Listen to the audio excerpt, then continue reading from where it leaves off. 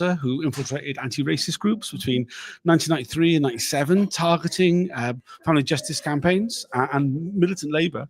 I'm joined with Lee. What have you made of what we've heard? Absolutely fascinating and shocking. Shocking. The thing that's really stood out for me today is the routine surveillance on democratically elected individuals and publicly available information of lawful activities of political groups being routinely passed on to, I understand, special branch. I think that's where it was going. I mean, so he was working for Special Branch, but what was also was that when we saw a cover note from the security services, this information was going much further, going to MI5. And key, the key thing, I guess, is that information was being used to update the registry files. Yes. So, and one of the things he pointed out was that, so we've gone from his infiltration of Kingsway Anti-Fascist Group and his reporting on the Revolutionary Interventionist League, who's quite a small organisation, so him now being in a much larger militant Labour, the group that went on to become the Socialist Party, as we know it today. And he said this was, his managers were pleased with this. And one of the reports, which was a report about a Marxist weekend school, and they were pleased with it because so many of the people he was reporting on already had registry files. And this was the key thing, that if you were adding to a registry file, that was particularly good work. One of the interesting ones, one of the things he reported on was an industrial dispute by, and you'll have to help me with this, the National Association of Further and Higher Education. I think it was the National Association of Teachers in Further and Higher Education. So and he reports on their dispute. All very publicly known information about this dispute, and it's just an industrial dispute. But he said, they had a registry file opened on them in 1977, so therefore this was something to be reported on. But furthermore, if he came across anybody who was a member of that union, then he would open a registry file on them immediately. Normally, it would take 5 or 6 mentions to get a registry file, but if you're a member of that union, or any union that had registry file, then you got file immediately personally. And given from my limited knowledge that union was a perfectly legitimate, properly constituted organisation acting democratically in a democratic society, and it had a file with, are you saying MI5? Is that, that would have gone to MI5. With MI5 since 1977, and any elected official would have had their name go straight to MI5 on first mention of coming into contact with an undercover police officer like Peter Francis. Absolutely shocking. And the other thing you've just mentioned is, you said that Peter Francis has said today in his evidence that he was praised by his superiors for the report on the Marxist summer school or the Marxist weekend, whatever it was, because so many people he mentioned in it were already known to the secret services. So then it becomes self-perpetuating, doesn't it? The information on these individuals just builds and builds and builds and builds. And this is information pertaining to everyday political activity in a democratic society. It's sinister. It's sinister. That's what I felt. Yeah, today. I mean, and there wasn't just 1 or 2 examples of it. When we saw reports from election results, I mean, and I like David Barcasey, who was doing the questioning, the counsel for the inquiry, he was going through the report, going, well, so this would be publicly reported. You know, the fact that the turnout, the fact that the militant Labour candidate who'd won was pleased. Well, that would have been self-evident. Said it in there. They did a little speech. You know, literally everything about this report was purely unknown. So why are you filing this report? And he was like, well, that was what my job was to do. And this is the other side of deeply sinister and worrying behaviour in a democratic society by the police force. The other side to it is what a waste of resources. You know, that all of that money, time and effort was going into reporting things that was already publicly available, reporting information already publicly available. What else could the police, what crimes could the police have been solving if they'd focused their energy and efforts on fighting crime rather than reporting democratic activities? What was interesting was one of the few things that maybe wasn't reported in the press about that particular councillor was the fact that he was homosexual. Apparently he was openly gay, but it wasn't necessarily like in the media, but that was recorded. He was asked, why was this recorded? He said, well, that was always recorded. I mean, we've heard already from Peter Francis, he mentioned it yesterday, that if someone wasn't straight, then their sexuality would need to be recorded in as much detail as possible in the reports about them. Yeah, and obviously I don't know quite as much as you around some of these things.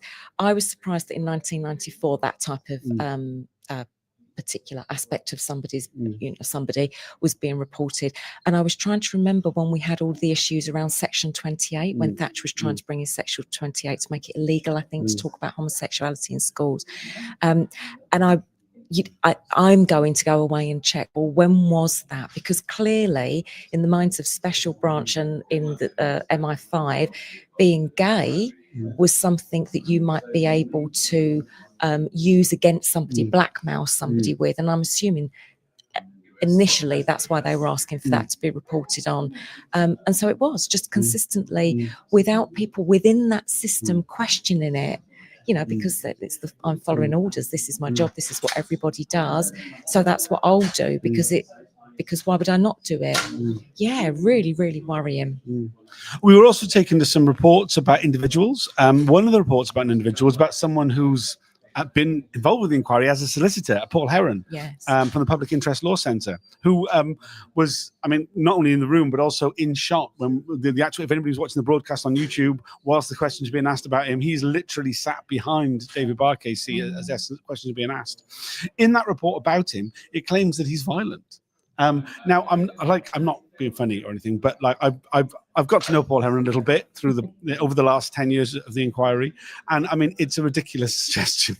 No offense to Paul, but really, and when this is put to Peter Francis, it's really, was he violent? He's like, oh yes. When he's asked to explain an example of it, he has literally nothing. He talks about running with him on a canvassing against the BNP, some running towards, running away. But when it actually comes to actual physical violence, he has no examples. He can't cite a single example of it. Now, Peter Francis has explained that he has complex PTSD, that he has great difficulty remembering anything violent. Apparently, all these things merge into one for him. But it's a very significant thing to say that someone has a propensity to violence, which is what he's suggesting. Well, it's a reflection, in my view, it's a reflection of how little training and how little thinking, consideration and ethics was brought into the running of this unit. Because quite clearly, if you put one word violent in a report, people are going to assume that means you have seen that person be physically violent. They routinely talk about being proactively violent against people that they don't like. So there's no evidence in the report to go along with the single word violent. I'm assuming they had no training on how they should write these reports, how they should provide evidence for the statements they're making. So there's one word there written in 1994. So we're going back 29 years. Is that? My maths isn't very good. And what you can make whatever you want out of that one word. And again, these reports are going to the secret services with no evidence attached to that descriptive, single descriptive word. So, again, the people's reputations, here is a solicitor sat in the room and that's being put up right out in public and it is on formal police reports. And so much of what Peter Francis said about it, the terminology he used. He lent very heavily into what anti-fascist terminology about an exchange of ideas physically, and all these kind of things that people who are involved in anti-fascism would recognize as meaning there was a bit of fisticuffs. But he's continued, he could look after himself, or that person was it's full of euphemism. It's when David Barr was like, did you see him punch someone? He's like, oh, well, no. Yeah, it's come on. I'm a speech and language therapist by training, so I absolutely when I see anybody give evidence here, you do have to take into account that they're probably very nervous. It's a very demanding thing to give evidence, particularly day after day. And I don't know how much guidance people are given about how they should speak and what they should say. I would like things to be in plain English. I think that should perhaps be just in plain English. Yeah, that would be a great help. And I think it says something about the way the effect of the deployment on Peter Francis, that he's still using the terminology that he would have been using when he was in the away team. Well, if you think think of anybody in a system, I mean, even if you think of people who've been involved in left-wing politics for a very long time, if they then sit down and speak to somebody who's never been involved in those politics, there's a whole bunch of language and phrases and concepts that are taken for granted. So, and it's difficult to undo that. You know, it's difficult to undo that. And I would imagine as a whistleblower, somebody like Peter Francis has had very little support. Yeah, I mean, that seems very evident. I find this fascinating, actually, this thing about language, but we are on a short break, so we should go back in. Just to say, before the break, this was an unscheduled break. I mean, it is the morning break, but there was a breach.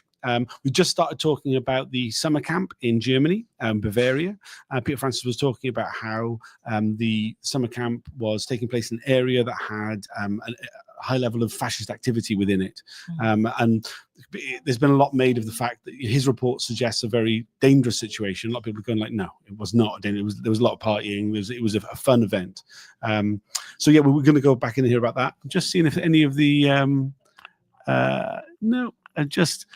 once again, all the comments that we get on YouTube for these videos are absolute nonsense, so I'm not going to react to any of them.